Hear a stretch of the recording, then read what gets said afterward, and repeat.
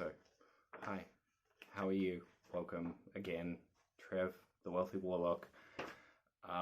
Today I thought I would jump on and give you a little bit of a heads up because I'm going to do some things that are coming up that are going to be a little bit different from my usual direction. The plan and the idea is to bring into discussion how widespread unity is. Okay, so we can't talk about unified physics without talking about everything to do with life. We can't talk about everything to do with life if we're leaving things out like law, humanity, cause and effect, current circumstances, geoglobal political climate, as well as climate, as well as all of the other things that a lot of people have a lot of issues talking about. However, I'm going to try to come at them from a very standard point without investment in these ideas. The idea that I'm trying to bring forth on my channel here is what I've heard defined as intelligence, which is the ability to be able to toy with a subject or take on any subject or any idea without identifying with it. So, as long as you can continue the conversation and take part in the discourse, even if you're on the opposite side of the fence, without the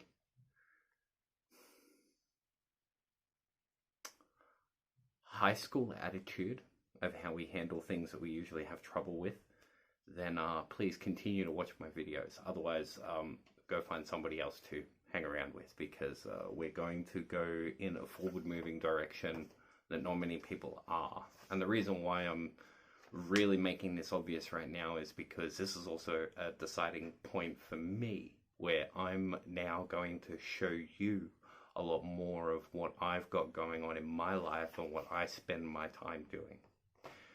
And as such, because I am the only expert at me, I'm not going to tolerate childish behavior. I am always open to discourse, and I will be the first to admit that I am wrong if proven incorrect. However, proof is a very cautious subject, and one that gets distorted a lot nowadays. Suffice to say, it would be suitable for me to say I'm aware of how little that I know in the grand scheme of things. I'm also very aware of how much I've studied and read, talked, discoursed, and investigated, explored, and even experimented myself. And that's where a lot of people will potentially mistake my awareness of what I've done with my ego. And if you can still provide me with grounds for me to reconsider my position, despite the fact that I have voiced my opinion in an articulate manner, that will be the circumstance where I go, well, that's interesting. I would be more than happy to have a look. Generally speaking, I try to come at all directions to every argument or every subject matter, not just sitting on one side of the fence and cherry picking arguments or subject matter, like scientific papers. A good example of this is I have a video in mind I'm going to be doing very soon, and it's about a part of the Bible. It's in relation to what we would call the commercial translation of the Bible. And as such, I have already prepared the first half of a chapter of Luke, one of his chapters that I'm going to go into more detail with. Now, usually when somebody is arguing a point of fact within the Bible, they take points of fact from random parts in the Bible, and then they all piece them together to paint a very curated story. The verses that I have are literally verse 1 through 16 of chapter 12.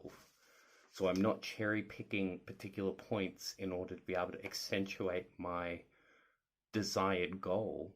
What I'm doing is I'm reading you the Bible in a different language or a different translation as it's more commonly called nowadays, to dispel the myth that this casts over people and that the church perpetuates over people. As such, I hope to shed some light on the origins of, in this particular discussion about Luke, law, order, and good governance amongst aware, conscious human beings that are all connected together as one in the harmony of life itself, or what some prefer to call the kingdom of heaven. Kingdom of heaven being a religious code for an ideal reality, or the best possible scenario, or the utopian vision for humanity now or into the future.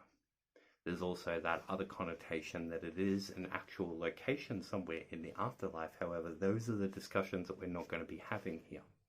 I'm not here to discuss religion with you. I'm here to discuss the grander perspective of how all of these things come together.